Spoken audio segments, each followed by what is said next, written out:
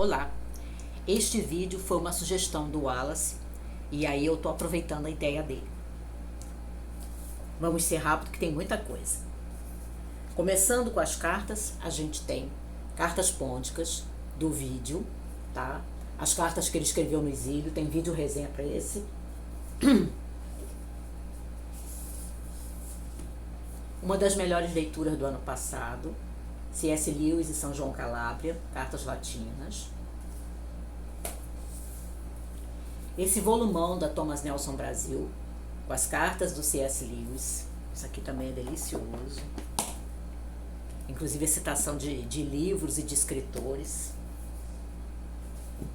E dois brasileiros, volume de cartas do Monteiro Lobato, com o seu amigo Godofredo Rangel, A Barca de Gleire, que provavelmente é o meu livro favorito dos que eu li, do Monteiro Lobato. Isso aqui é delicioso também, discussão de escrita, discussão de ideias para histórias, livros que ele estava escrevendo, as observações dele que ele faz para o Godofredo sobre o trabalho dele, que praticamente é a fonte, segundo historiadores, do mercado editorial no Brasil, de ter editoras lideradas por brasileiros, né? E ele tinha, assim, muita ousadia para fazer isso. Nem sempre ele se deu bem, mas ele tinha ideias muito boas nessa área, como editor mesmo, como dono de editora, né? Responsável por esse trabalho. Vale muito a pena, isso aqui é muito gostoso de ler. A Barca de Gleire. E uma brasileira também, a correspondência dela, Dona Clarice Lispector, Correspondências. E a destacar as cartas que ela escreveu para o Lúcio Cardoso. Eu não sei como é que duas pessoas tão introspectivas conseguiram se comunicar, mas aconteceu. E aí parece que eles se davam muito. E aí vamos para os diários. Tem essa seleta dos diários da Virginia Woolf, que eu ainda não tenho a edição que está saindo em volumes, né, com todos os diários da Virginia. Então eu tenho essa que é antiga, que eu comprei em 1989, da época em que a Companhia das Letras ainda não estava na minha lista negra. Isso aqui também é delicioso. Inclusive você percebe que mesmo escrevendo um diário, a Virginia é muito cuidadosa com a linguagem, com a escrita, com a qualidade da escrita. Isso aparece em outro diário que eu vou mostrar. Jean-Paul Sartre, filósofo e escritor do século XX, Diário de uma Guerra Estranha, em que ele faz as anotações da época em que ele estava mobilizado na Segunda Guerra, né? E aí ele trabalhava no serviço de meteorologia, até que ele e os seus colegas que estavam ali trabalhando também ficaram debaixo da autoridade nazista num campo. E ele conta esse período da prisão, que não foi tão longo e não foi tão sofrido como outros, né? Outros que ficavam em campos muito piores, como os judeus, por exemplo. Mas ele conta a experiência dele aqui, e aqui também você tem muita citação de escritores, de livros que ele estava lendo ou relendo, isso é muito gostoso, e ainda alguns ensaios, né, da sua filosofia. Essas partes eu confesso que eu boiei um pouco, filosofia do século XX não é a minha área. Mas esse é o único livro do Sartre que eu realmente continuo gostando, que eu já reli. Tem vídeo para ele no canal. E aqui a outra escritora que eu disse que ela está escrevendo um diário, mas você percebe o cuidado da Sylvia Plath com a escrita. É um diário, mas ela está escrevendo cuidadosamente, literariamente. Inclusive, ela parece em muitos momentos estar fazendo um exercício, né, com a escrita. Exercício de você descrever cenas, descrever lugares, descrever paisagens. E a gente fica percebendo aqui que ela se via como escritora, mesmo de prosa. Ela não se via apenas como poeta. Ela se via como uma escritora, inclusive uma romancista. Porque ela se dedica muito a essa escrita em prosa que aparece aqui no diário. É um tijolão, mas vale a pena.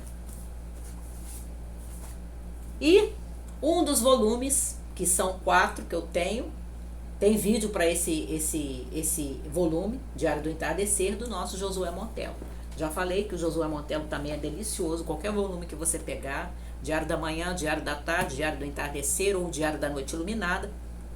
Esse tem vídeo resenha, porque você tem uma abundância, né, uma visão abundante das leituras do Josué, e você percebe muita coisa assim sobre o cenário intelectual, político, social, dos períodos em que o Josué viveu, né? A história do Brasil, pelos olhos dele.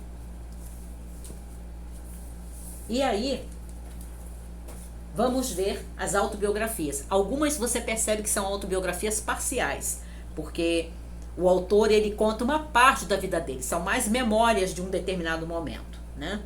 E outras são biografias realmente que ele avança de forma que ele descreve quase toda a sua vida. E aí a gente começa com Agostinho. Isso aqui são as confissões. E as confissões é exatamente isso. Ele escreve uma autobiografia, para alguns a primeira autobiografia do Ocidente, né? Por esse conceito que a gente tem. Só que ele está escrevendo essa autobiografia se dirigindo a Deus, né? E a gente tem isso aqui que eu já reli, que eu achei simplesmente delicioso. Eu reli em 2021. Até escrevi a lápis aqui dentro, maravilhoso. Você tem a vida do Agostinho até a conversão e um pouco depois também. E você tem também os primeiros passos de especulações que o Agostinho depois iria escrever e aprofundar mais na área de teologia e de filosofia. Muito bacana, muito bom, muito bom.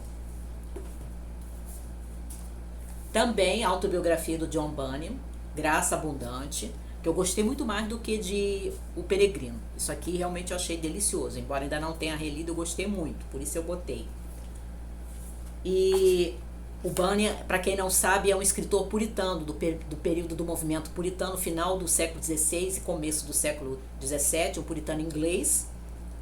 E essa aqui é a sua autobiografia, que ele fala da sua conversão, mas ele também fala um pouco além, inclusive dos períodos que ele esteve na prisão, que ele era um não conformista, né?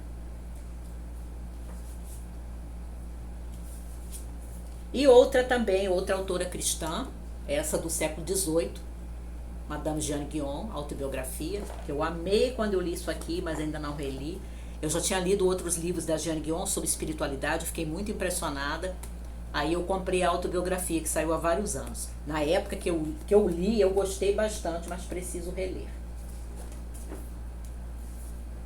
E não poderia faltar, né, já falamos dele aqui, a autobiografia do C.S. Lewis, mas ele só cobre até o período em que ele se converteu, até mais ou menos os 30 anos. Então você tem uma boa e uma extensa descrição da infância dele, do seu relacionamento com o pai, com a mãe, com os irmãos, especialmente o irmão que era mais chegado, os tempos dele na escola, tudo isso, até ele fazer amizade com o Tolkien, já quando ele já era professor, né?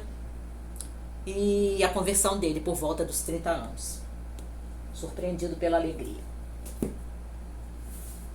E aí tem esse, da Simone de Beauvoir, né? Que faz um complemento para o Diário da Guerra Estranha do Sartre, ela é companheira dele, filósofa, escritora do século XX, francesa.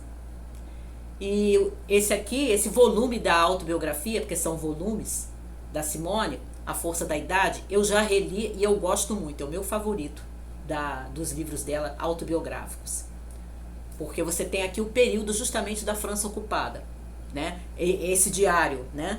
Esse diário não, essa autobiografia começa em 1929 e vai até 1944, que foi o ano em que os aliados libertaram Paris. E ela estava em Paris nesse período, ela não saiu da França e nem da capital. E aí ela conta a realidade, né, de você estar ali debaixo da autoridade nazista, as coisas que ela viu, inclusive algumas coisas, né, algumas transigências que ela foi fazendo, e que aí quando o Sartre volta, né, quando Paris é libertada, que o Sartre também é libertado do campo, volta, e como é que eles começaram a se desentender por causa disso, né? Porque ela, por exemplo, já estava comprando as coisas no mercado negro. E ele tinha vindo, né, do campo, ele tinha estado prisioneiro, então ele vinha com uma atitude muito mais radical e muito mais indócil. Como assim você está fazendo compras no mercado negro? Você está fazendo isso? Você está compactuando com isso? Aí é bem interessante essa parte.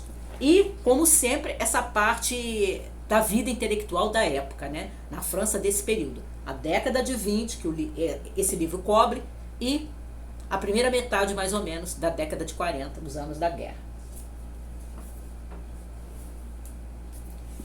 Também, essa autobiografia aqui, que também é parcial, que se concentra nos anos da Primeira Guerra, Os 7 Pilares da Sabedoria, do Thomas Edward Lawrence, né? Coronel Thomas Edward Lawrence, em que ele vai contar um pouco da sua infância, da sua juventude, mas vai se concentrar nos anos da Primeira Guerra, quando ele serviu de elo entre o governo britânico e as tribos árabes, que o governo britânico queria como aliadas, porque Eles queriam que as tribos árabes lutassem contra os turcos, que eram aliados dos alemães.